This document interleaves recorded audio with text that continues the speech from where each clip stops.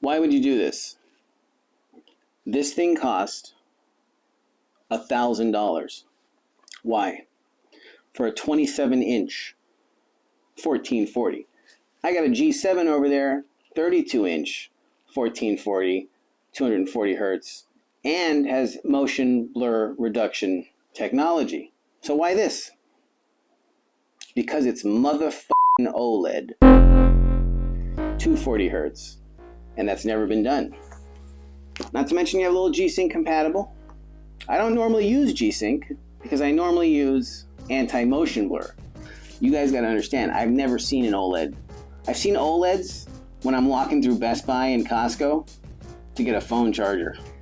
This could be the biggest difference in my life since I hit puberty. I haven't seen any full in-depth discussions about motion blur and about input lag, and I'm gonna just tell you what I feel about them and how it looks. And I know the matte coating is a problem, is considered an issue for people.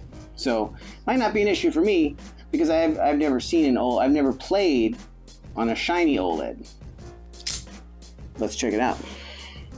That's also what I do before I cut a fool in Counter-Strike. FedEx was kind enough to completely fuck up the delivery and had me sitting here waiting like a schmuck the whole goddamn day, telling me it's going to be delivered, and then it wasn't delivered. And it said attempted delivery, but no one was home. But they didn't attempt jack shit. And I get there, and it comes out with this box and the mouse pad box, and they were damaged. I said to the FedEx lady, you know, nobody attempted delivery, right?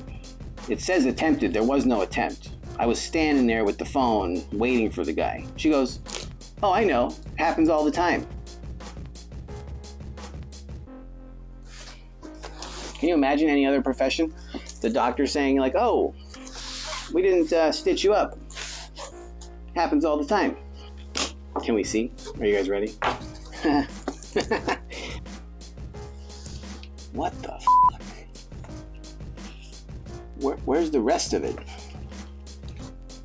Now I heard about a thin crust pizza, but I heard this thing was thin, but look at this. There's like no monitor here. Like look at the thinness here. That's incredible.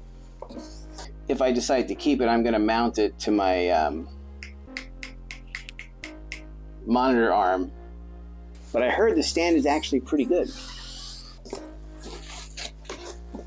Very simple packaging. That's it.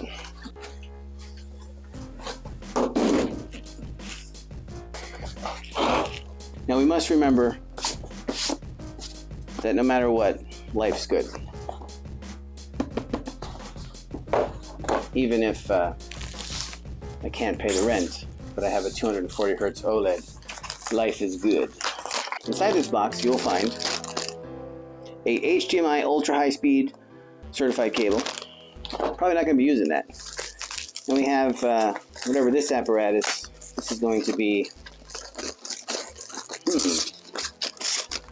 a little thingamajigger that goes somewhere. And then, further ado, we have the is this the famed controller? Controller! Like it's a TV. Doesn't have any buttons on it. I think that's pretty Zorz, personally. I've always hated buttons on the thing I'm touching. Unless it was a CRT. Which I have. This is optical. And here's your display port. Here's your power supply. Here's your big ass external power supply brick. I got some little thing in here. Not sure what that is. Looks like a screw head. Little screw head. This looks like a little battery, backup battery, or the battery for the controller.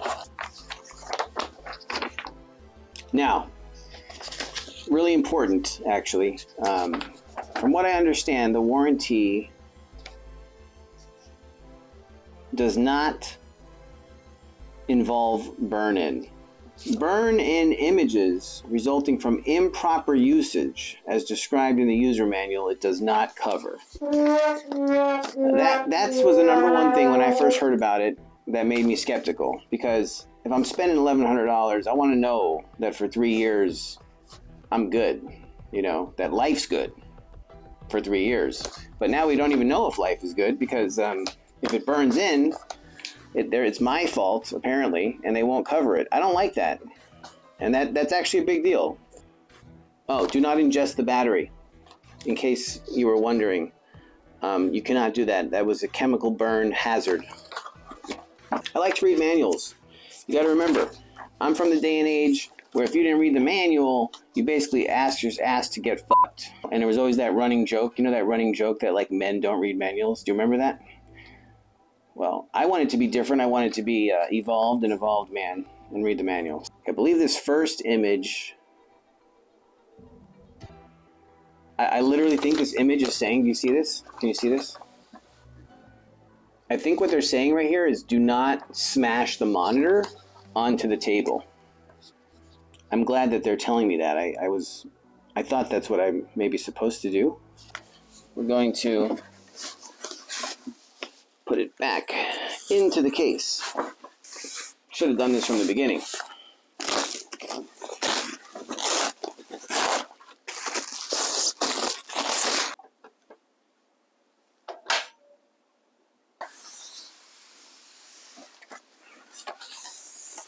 So there's a little button back here that you push it down to lift this up, right? And then it clicks back into place. I've never spent this much money on a monitor. The most I spent was on my G7, which I think was like $650.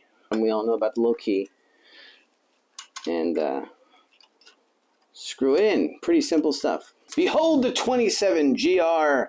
Behold the 27GR95QE dash B. The 27-inch one. Here we go. Ugh. You guys are seeing it before me, folks, because I put it in your direction. This might be helpful for you guys to observe the coding, because it is tremendously controversial, this coding. I don't know if you guys are capturing this, if the camera's capturing this, but this is what the matte coating, anti-glare matte coating. Now, with a direct horrible light on it, clearly there's a reflection, but I don't think there's any way around that. And what most people are saying is that they would have preferred the glossy coating. I'm not seeing a problem at the moment, but I need to plug it in and play with it. I can tell you that by looking at the quality of this display, the thinness, it feels next level, because, I'm like, how are they doing this? Some Star Trek ass shit? Some Star Trek shit? Look at this thing. I feel like I could fold it and put it in my pocket. It's also extremely light. The whole thing is light. Now, the monitors I've used in the past, I was a CRT man, and I still am in my heart. Nothing beats the lack of input lag and the incredible, beautiful, zero motion blur of the CRT.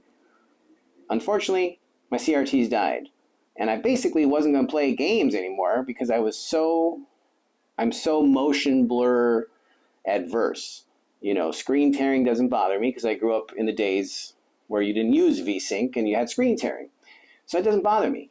Then Zowie, with their first DIAC monitor, that was the one, actually I think it was the one that wasn't even called DIAC. It was a thing that Blur Busters made a app that you could change the crosstalk.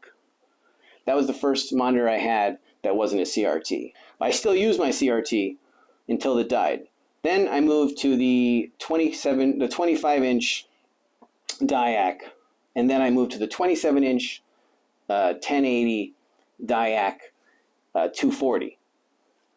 And when I got the 3090, I felt like I wanted to go to the next level of resolution, so I went to the 1440 G7 240hz 32-inch, which is what's on my desk, and I love that monitor. It's not nearly as fast as the 27-inch DIAC, but it's close enough for government work if you're not playing professionally. I'm going to go ahead and plug this motherfucker in. We're going to check it out. This is going to be a whole new experience. Let's see how Zorz it is. Batteries not included. The batteries are included. I was just quoting that movie. I'm going to experience this with you guys together.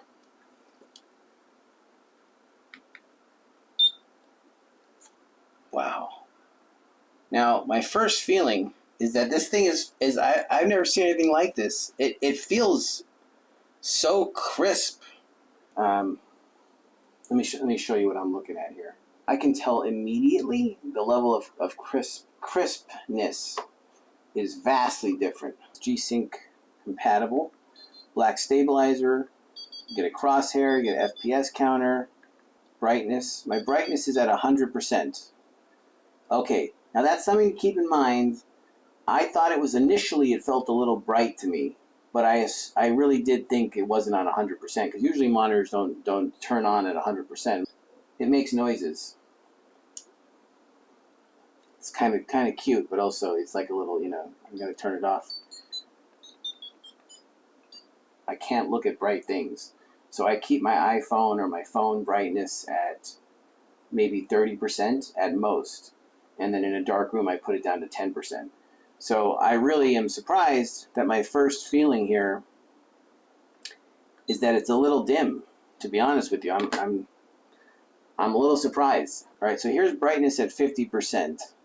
Yeah, I think I'd still even want it at like 85, maybe 80. I'm gonna leave it at 80 for right now. Wow, it is very pretty. I keep my G7 at like 50% brightness. I've never run anything at 100% brightness, and I can tell you this is a little dim.